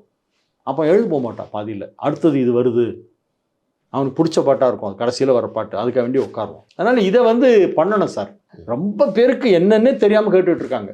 ஆடியன்ஸ் பாதி பேருக்கு வந்து ராகம் தெரியல, ஆனால் உட்காந்து தலையை ஆட்டுறாங்க, எல்லாரும் கை தட்டினா இவனும் கை தட்டாங்க, சின்ன குழந்தைங்கள்லாம் ஜோரா கை தட்டி ரோபோ மாதிரி ஆயிடுறாங்க. ஆமாம், இன்வால்மெண்ட் வரும், என்னன்னு தெரிஞ்சு கேட்டால் இன்வால்மெண்ட் வரும், அதனால் அது பண்ணணும். அது இப்போ நீங்கள் கேட்டதில் அந்த பெர்கஷன் ஆர்டிஸ்ட்கான லைவ் வித்வான்கள் அதில் யார் வந்து ரொம்ப ப்ராமிசிங்காக நீங்கள் பார்க்குறீங்க? என்சி பரத்வாஜ் எனக்கு ரொம்ப பிடிச்சிருக்கு சார். நல்லா வாசிக்கிறான். அதே மாதிரி நற்குணம் சங்கர். ஓகே. நற்குணம் சங்கர், அனிருத் ஆத்ரேயா. நம்ம கச்சேரியில் வந்து பிரவீன் ஸ்பாஷ். ஆமாம், பிரவீன் ஸ்பாஷ். அவன் நல்லா வாசிக்கிறான். அவன் வந்து நம்ம உபேந்திரன் சாரோட பேரன். உபேந்திரன் சார் எனக்கு ரொம்ப ஃப்ரெண்டு. என்னோட வயசில் ரொம்ப பெரியவர், ஆனால் என்னை வந்து ஃப்ரெண்ட்லியாக பழகுவார். நான் ஒரு வீட்டுக்கெலாம் போய் அடிக்கடி உட்காந்து பேசுவேன். அவருக்கு எனக்கு என்ன கனெக்டிங் பாயிண்ட்னா ஜோசியத்தில் அவருக்கு ஈடுபாடு. அரியக்குடியிலேருந்து மேண்ட்லின் சீனிவாஸ் வரைக்கும் எல்லாருடைய ஜாதகத்தையும் கலெக்ட் பண்ணி ஒரு புக் போட்டு வச்சிருந்தார். என் ஜாதகம் கூட அதில் இருக்குது. அவர் ஒரு தடவை சொன்னார், நீ மியூசிக் ஃபீல்டில் பெரிய ஆளாக வருவா வெங்கட்ராமான்னார். சார் நான் ஒன்றுமே இன்னும் அறவரையாக இருக்குன்னு கற்றுக்கவே இல்லைன்னு. அதெல்லாம் இல்லை, உன் ஜாதகப்படி நீ ஒரு விஐபி அப்படின்னார். அது பழிச்செடுத்து, ஆனால் பாடாமலே வந்துட்டேன். தனிப்பட்ட போல ஒரு கேள்வி கேட்குறேன். அதாவது உங்களை பார்க்குறாங்க, நீங்கள் உள்ளே வரதில் நிறைய பேர் சவாலை அப்படியே கவனிக்கிறாங்க. கவனிச்சதுக்கப்புறம் சரி வெங்கட்ராமன் வராரு, அவர் கொஞ்சம் அவரை சந்தோஷப்படுத்தணும்னு நினச்சி இன்ஃப்ளூயன்ஸ் பண்ணுறது தானே. ஹரிகேசனில் முத்தையா பகதூர் பாட்டு ஒன்று எடுத்து விட்றாங்க. அதுமாரி நான் பார்த்துருக்கேன். அதுமாரி நீங்கள் கவனிச்சிருக்கீங்களா? நீங்கள் இன்ஃப்ளூயன்ஸ் ஆக மாட்டேங்கிறது எனக்கு நல்லா தெரியும், ஆனால் நான் பார்த்துருக்கேன். அவ்வளோதான். முத்தியாபார் கீர்த்தனை பாடினாலும் நல்லா இல்லைன்னு கச்சேரி நல்லா இல்லைன்னு தான் நான் எழுதுவேன். இல்லை, நான் சில கச்சேரி முத்தியாபார் கீர்த்தனை பாடிட்டாங்கிறதுக்காக அவன் கச்சேரி ஆகோ ஓஹோன்னு எழுதுறாங்க. அவங்க அப்படி நினைச்சுறாங்க. இல்லை, இருக்கலாம், மேபி இருக்கலாம். ஏன்னா நான் எல்லாருக்கும் ஒரு ரிக்வஸ்ட் என்னோட விமர்சனம் சொல்லியிருக்கேன், தயவு செஞ்சு ஒரு பாட்டாவது முத்தியாபார் கீர்த்தனை எல்லாரும் பாடுங்கன்னு சொல்லி நான் சொல்லுவேன். ஏன்னா அருமையான கீர்த்தனை எல்லாம் பண்ணியிருக்காரு. 24 ராகம் கண்டுபிடிச்சிருக்காரு. எனக்கு தெரிஞ்சு மும்மூர்த்திகளுக்கு அப்புறம் ஒரு முக்கியமானவர் இவர் தான். 20ஆம் நூற்றாண்டில் வாழ்ந்த முக்கியமான ஒரு கம்போசர் வந்து முத்தையா பகதூர் இல்லையா? இவர் 20ஆம் நூற்றாண்டுல வாழ்ந்த கம்போசர்ல 3 பேர் முக்கியமானவங்க சார். சரி. கோடீஸ்வரையர், பாபநாசம் சிவன், முத்தையா பகதூர். சரி. அவங்கள நான் ஒரு தடவை எழுதினேன். 20ஆம் நூற்றாண்டின் மும்மூர்த்திகள் இவங்க 3 பேரையும் பத்தி எழுதியிருந்தேன். 20th செஞ்சுரியில் ஒரு ட்ரினிட்டி உண்டுன்னா அது இவங்க 3 பேர் தான். ஆமா, முத்தையா பகதூர் வந்து கன்னடம், தமிழ், சமஸ்கிருதம் பல லாங்குவேஜில் விளையாடிருக்காரு. 7 மொழிகளில் பாடிருக்காரு. அவ்வளோ பாண்டித்யம் கிடைச்சது அவருக்கு. அவருக்கு மதர் டங் தமிழ் தான். அவர் சங்கீதம் படிச்சதெல்லாம் திருவையாறுல. சாம்பசிவ பாகவதருடைய அப்பா சதாசிவ பாகவதர், அவர் சதாசிவையர், சாம்பசிவையருடைய. ஹரிகேசன்ல இருந்தாலும் இங்க தஞ்சாவூர் பக்கம் தஞ்சாவூர் தான். தஞ்சாவூர்ல வந்து தான் அவர் சங்கீதம் கற்றுக்கிட்டாரு. அதுல நான் பெருமை அடைகிறேன். அவரை வேதம் கற்றுக்கோன்னு சொல்லி அவங்க மாமா கொண்டு வந்து விட்டாரு. வேதம் கற்றுக் கொடுக்குற வாத்தியார் வீட்டுக்கு எழுத்த வீட்டில் சங்கீதம் கற்றுக் கொடுக்குறாங்க.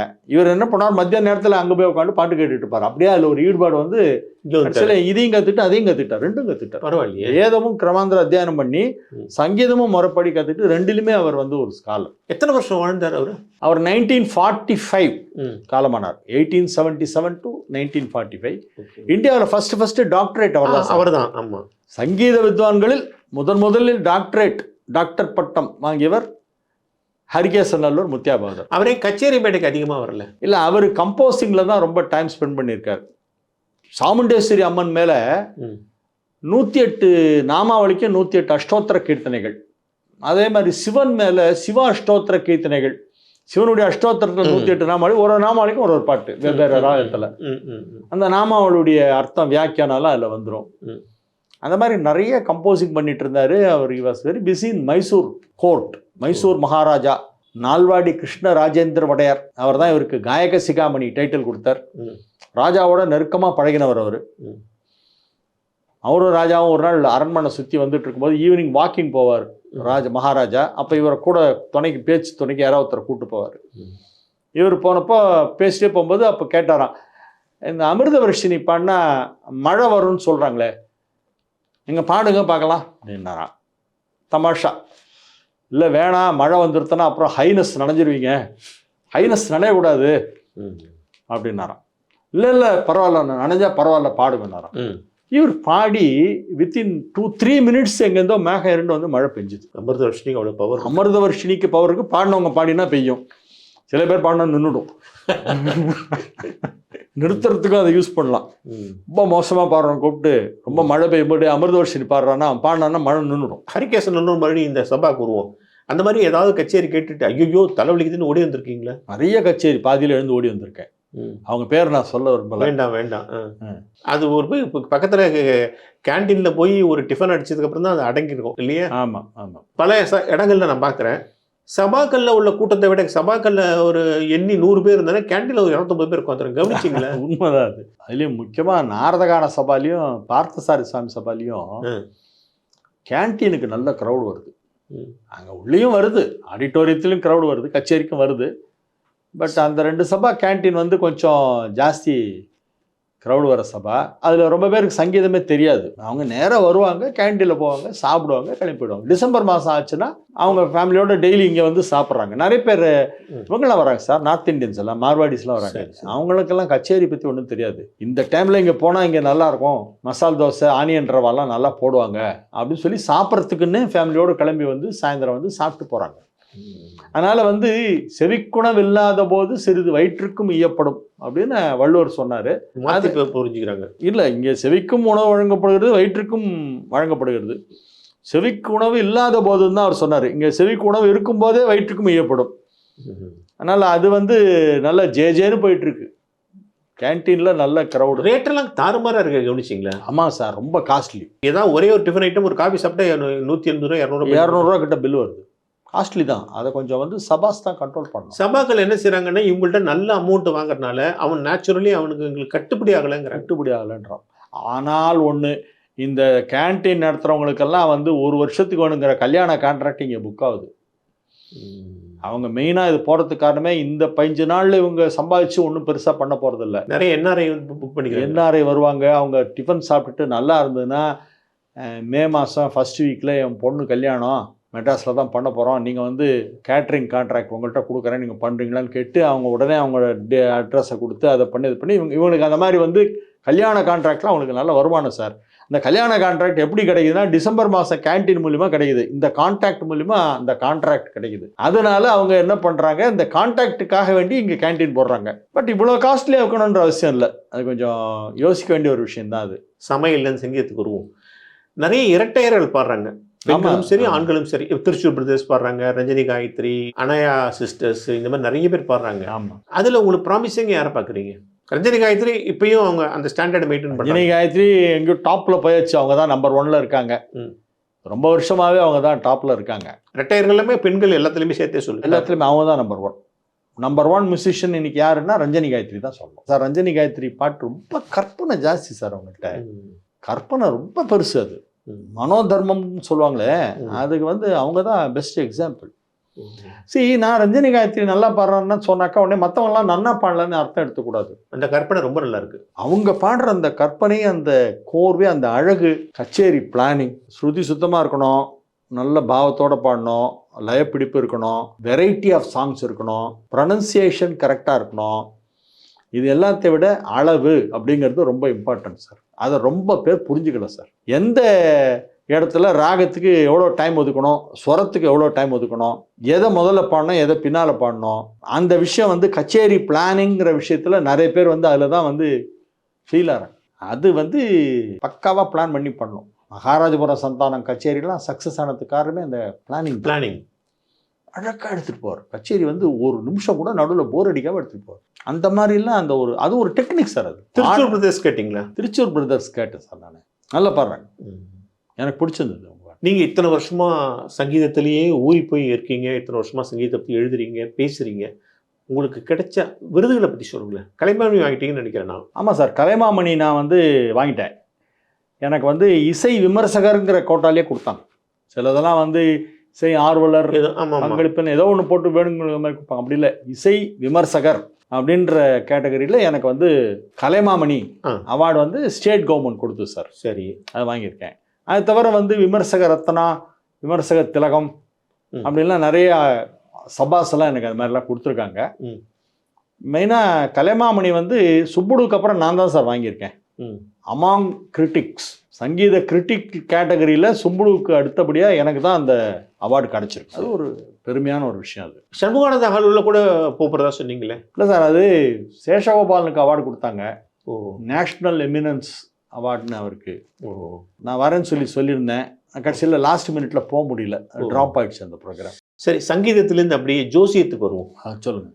ஏன்னா சங்கீதக்காரங்க ஜோசியத்தில் ஈடுபடுறதுல உங்களுக்கு எப்படி இந்த லைன்ல வந்து சங்கீதக்காரங்க நிறைய பேருக்கு ஜோசியத்தில் ஈடுபாடு இல்ல உண்டு சும்மா சார். ஒரு ஒர்க்கிங் நாலேஜ் இருக்கும். இல்ல ஜிஎஸ் மணி நல்ல ஜோசியம் தெரிஞ்சவர். நீங்க ப்ரொஃபஷனலா பண்ற அளவுக்கு ஜோதிடத்திலும் ஒரு பெரிய பாண்டித்யம் அப்படிங்கிறது, அதுவும் குறுகிய காலத்துல அச்சீவ் பண்ணீங்கிறது பெரிய விஷயம். ஒரு நேம் கிரியேட் பண்ணீங்கிறது சாதாரணமா பார்த்துப்பாங்க, கட்டம் பார்ப்பாங்க. அது டிவி மீடியால நான் அப்பியர் ஆனதுனால எனக்கு வந்து ஷார்ட் பீரியட்ல எனக்கு ஒரு பெரிய பாப்புலாரிட்டி கிடைச்சிருது. டிவி மீடியால எப்படி அப்பியர் ஆனேன்னா, நான் வந்து தினத்தந்தியுடைய ஓனர், அவர் அந்த டாக்டர் சிவந்தி ஆயத்தனார், சென்னையான்னு கூப்பிடுவோம்.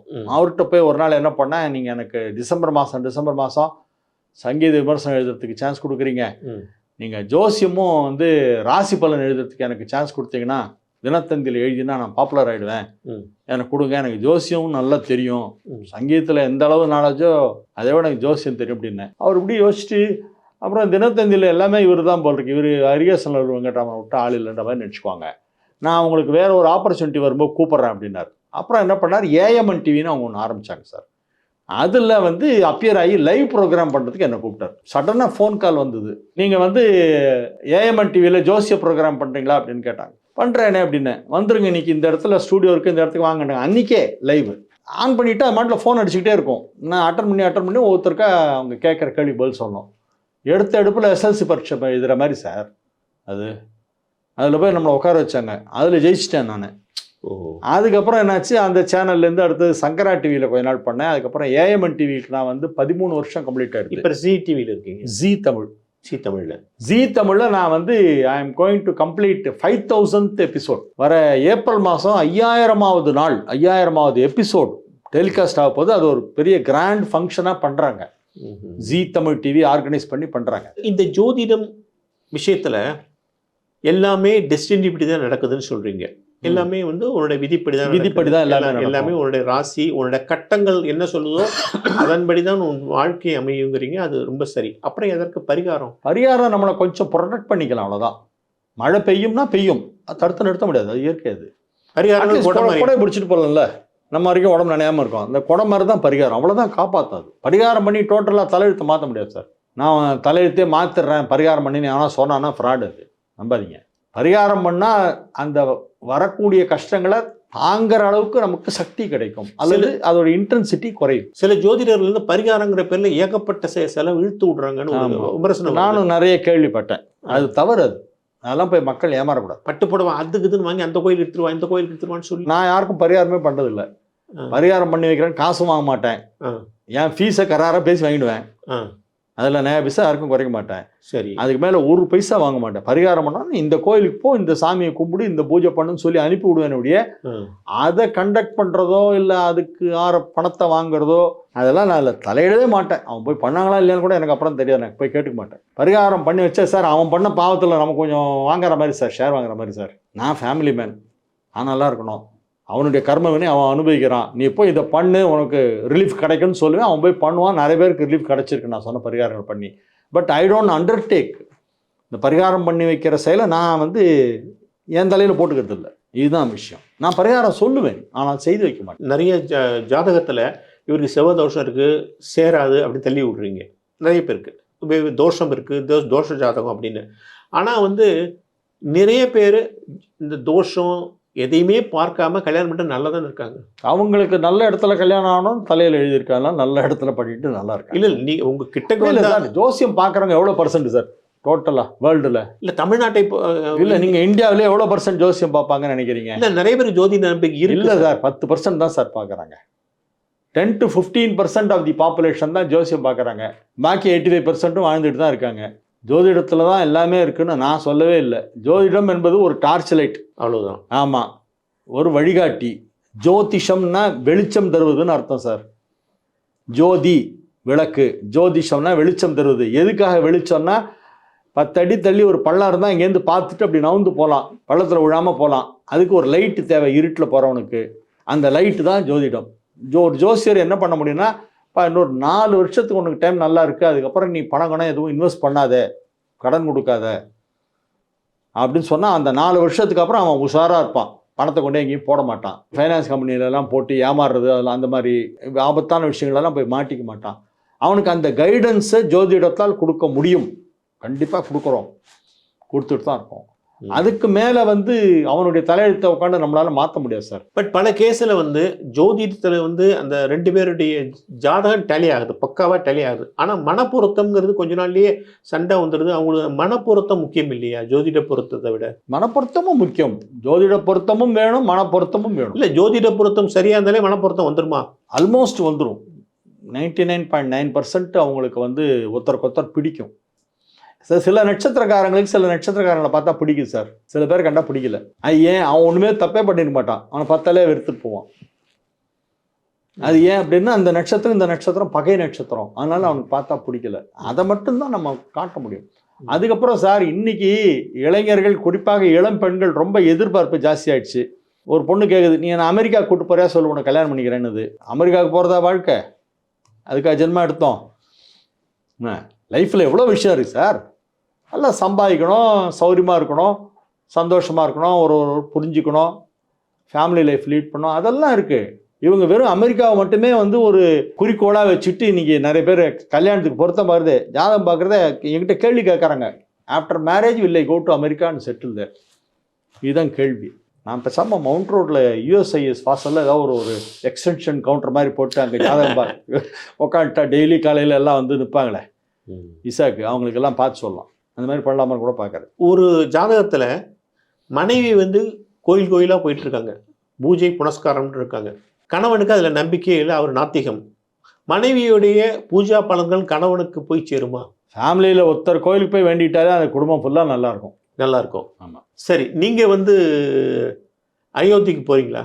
அயோத்திக்கா? கோயிலுக்கு, கோவில் கும்பாபிஷேகத்துக்கு அன்னைக்கு போக முடியாது சார். எனக்கு அதுக்கு மறுநாள் அந்த வீக்கில் ஒரு 2 மேரேஜ் இருக்குங்க. ஒன்று ஃப்ரெண்டு, இன்னொன்று வந்து சொந்தக்காரங்க. ஆனால் அந்த 2 மேரேஜுமே நான் அட்டன் பண்ணோம். கும்பாபிஷேகம் முடிஞ்ச பிறகு அயோத்தி போகலான்னு இருக்கேன். அயோத்திக்கு ஏர்போர்ட் வரப்போதாமே? ஆமாம். வந்துட்டா நம்ம இங்கேருந்து ஸ்ட்ரைட் ஃப்ளைட் விடுறாங்களான்னு பார்த்து ஒரு 3 ஃப்ளைட்டில் போய் இறங்கிடலாம். 2.5 மணி நேரத்தில் போயிடும். ஆமாம். எனக்கு அயோத்தி போகணுன்னு ரொம்ப ஆசையாக இருக்குது. ஏன்னா ராமபிரான் நடந்த மண், அதை எடுத்து அந்த மண் எடுத்து நெத்தியில் இட்டுக்கணும். அந்த கும்பாபிஷேகத்துக்கு போகிறதுல ஏதாவது ரெஸ்ட்ரிக்ஷன் இருக்கா சார்? ஏன் அப்படி கேட்குறீங்க? ரெஸ்ட்ரிக்ஷன்லாம் ஏன் சார்? கோயில் கும்பாபிஷேகத்துக்கு போகிறதுக்கு என்ன சார் ரெஸ்ட்ரிக்ஷன்?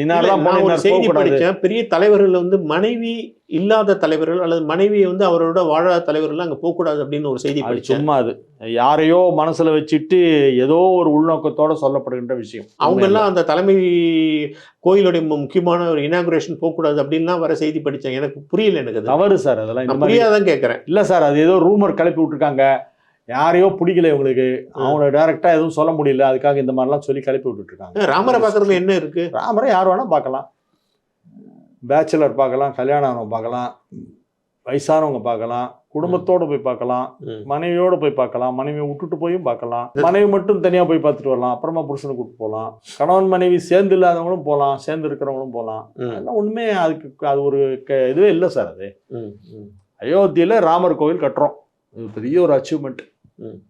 400 ஆண்டுகளுக்கு பிறகு அங்கே மீண்டும் ராமர் கோயில் வருகிறது. இது ஒரு வரலாற்று சிறப்பு மிக்கது. நம்ம ஊரில் சார் இந்த ஆன்மீகத்தை பற்றி எடுத்துக்கிட்டா, அதாவது ஒரு பக்கம் நிறைய பேர் நம்ம பொது வாழ்க்கையில் நிறைய பேர் பார்க்குறோம். ஒரு பக்கம் வந்து ரொம்ப பயபக்தியோடு எல்லா பூஜை புனஸ்காரங்கள் சடங்குகள் எல்லாம் பண்ணுறாங்க. ஒன்ஸ் பூஜையில மாதிரி மூடிட்டா இவன் பிஸ்னஸை இவனுடைய வேலைகள் வேறு மாதிரி நடந்துட்டுருக்கு. இது வேற அது வேறன்னு பிரிச்சிடுறாங்க. அதாவது அவனுடைய சம்பாத்தியம்ங்கிறது வேற, பூஜைங்கிறது வேற அப்படிங்கிறாங்க. அது சரியாது? தனி மனித வாழ்க்கையில் ஒருத்தனுக்கு ஒழுக்கம் இருந்தால் தான் சார் அவனுக்கு வந்து பூஜையுடைய பலன். இல்லை, பாரதியார் வந்து உண்மையே தெய்வம்னாரு. ஆனால் இவன் வாழ்க்கையில் வந்து எப்படி வேணால் வாழலாம்னு நினைக்கிறான், எப்படி வேணால் சம்பாதிக்கலாம்னு நினைக்கிறான். ஆனால் வந்து பூஜைங்கிறத ஒன்று விடக்கூடாதுன்னு நினைக்கிறான். அதை கரெக்டாக பண்ணுறான். இது அன்னன்னைக்கு என்னென்ன விசேஷமோ அதெல்லாம் கரெக்டாக ஃபாலோ பண்ண, பிரதோஷத்துலேருந்து ஆரம்பித்து எதையும். சாமி நம்பிக்கை உள்ளவங்கலாம் 100% ஹானஸ்டாக இருக்கணும்னு நீங்கள் நினைக்கிறீங்க, தப்பு அது. சாமி நம்பிக்கைங்கிறது வந்து 98% ஆஃப் தி பாப்புலேஷனுக்கு உண்டு. ஹானஸ்டாக நடக்கணுன்ற கொள்கை வந்து 50%க்கு தான் உண்டு. பாக்கி 50% எப்படியாவது சம்பாதிச்சானுங்கிறதுக்கு அவன் ஏதோ தொழிலை தான் பண்ணுவான். நீங்கள் அதையும் இதையும் போட்டு லிங்க் பண்ணாதீங்க, குழப்பிக்காதீங்க. அப்போ சாராய பிஸ்னஸ் பண்ணுறது வேற, சாமி கும்பிட்றது வேறங்கிறீங்க. ஆமாம், அது பிஸ்னஸ்ஸு, இது சாமி கும்பிட்றது. அப்போ அந்த பலன் வந்து கிடைக்குமா சார்? சாமி கும்பிட்டா சாமி கும்பிட்றதுக்கான பலன் கிடைக்கும் சார். தவறான செயல் செய்தால் தவறான செயல் செய்ததுக்கான பாவம் கிடைக்கும். ரெண்டையும் கொடுப்பாரு அவர், பேலன்ஸ் பண்ணி கரெக்டாக கொடுத்துருவார். சார், நீங்கள் மேட்ரிமோனியல் சர்வீஸ் பண்ணிட்டு இருக்கீங்க, அதில் வித்தியாசமாக என்ன பண்ணுறீங்க? வித்தியாசமாக ஒன்று பண்ணிட்டு இருக்கேன் சார். உலகத்திலேயே முதலாக நான் தான் அதை பண்ணுறது. எப்படி? இப்போ ஒருத்தர் வந்து பதிவு பண்ணுறாங்கன்னா, அவங்க வீட்டு பையனுக்கு கல்யாணம் ஆகலை, வந்து ரிஜிஸ்டர் பண்ணுறாங்க. அந்த பையனுடைய நட்சத்திரம் பரணின்னு வச்சுங்களேன்.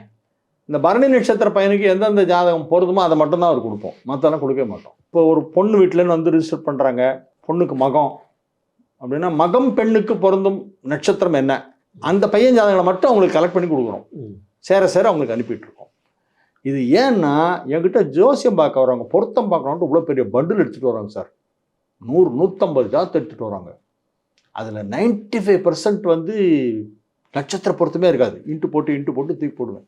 கடைசியில் ஒரு 10 தான் தேரும். அதை உட்காந்து கட்டம் சரியாக இருக்கான்னு அப்புறமா செக் பண்ணி பார்ப்பேன். நான் பார்த்தேன், பாவம் மக்கள் வந்து பேசிக் நாலேஜ் இல்லாமல் நட்சத்திர பொருத்தம் எது இருக்குது எது இல்லைன்னு தெரியாமல் நிறைய ஜாதகத்தை தூக்கிட்டு ஒரு ஜோசியர்ட்டியாக போய் டைம் வேஸ்ட் பண்ணுறாங்க.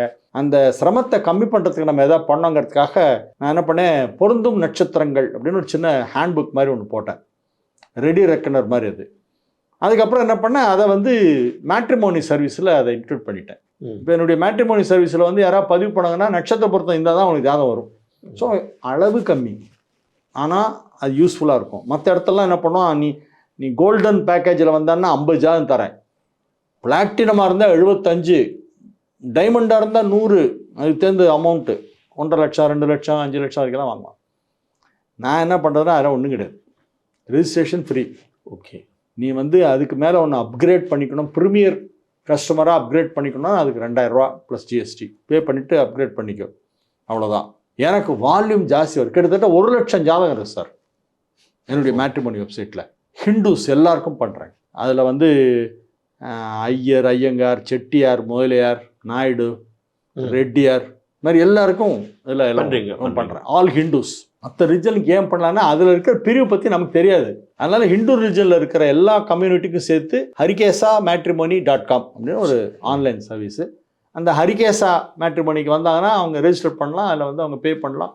அவங்களுக்கு ஜாதகம் இங்கேருந்து போகிறது எது போகும்னா மேட்சிங் இருக்கிற நட்சத்திரம். சரி, உங்களுக்கு ஒரு ஜாதகத்தை அனுப்பிட்டா எத்தனை நாளுக்குள்ளே நீங்கள் ரிசல்ட் சொல்வீங்க? எது மேட்சிங் பார்க்குறது? மேட்சிங் மட்டும். மேட்சிங் பார்க்குறது தனி சார். ஹரிகேசநல்லூர்.comல போட்டிங்கன்னா 2 நாள் அல்லது 3 நாள் மேக்ஸிமம். நேற்றுக்கு வந்தது இன்றைக்கி பிரிண்ட் எடுப்பாங்க, இன்றைக்கி நைட்டு அது பார்த்தோன்னா நாளைக்கு அனுப்பிடுவோம். கடைசியாக ஒரு கேள்வி சார், அதாவது உங்கள்கிட்ட ஒரு காதல் ஜோடி வருது, அவங்க 2 பேரும் உயிருக்கு உயிராக லவ் பண்ணுறாங்க ரொம்ப வருஷமாக. ஆனாலும் அவங்க நம்மளுடைய ஜாதகம் பொருந்தலை பார்த்துடலாம் அப்படின்னு நினைக்கிறாங்க. அது வேண்டாம், அது ஆனால் தெரியாதனமாக வந்து உங்கள்கிட்ட கொடுத்துட்டாங்க. அந்த காதல் பண்ணுறது அவங்க உங்கள்கிட்ட சொல்லவும் இல்லை, பார்த்துட்டீங்கப்பா, ஐயோ அது சேரவே கூடாதுங்கிறீங்க அப்படின்னு நினைக்கிறீங்க. அப்புறம் சொல்கிறாங்க, நீங்கள் என்ன பண்ணுவீங்க? தர்ம சங்கடத்தை நீங்கள் எப்படி சமாளிப்பீங்க? ஒன்றும் பண்ண முடியாது. நான் சொல்லுவேன், ஜாதக ரீதியாக பொருத்தம் கிடையாது, அதனால நீங்கள் விரும்பினீங்கன்னா பண்ணுங்கள், கடவுள் மேலே பாரத்தை போட்டு பண்ணுங்கன்னு சொல்லுவேன், அவ்வளோதான். அந்த குழந்தைங்களை டிஸ்கரேஜ் பண்ணக்கூடாதுல்ல.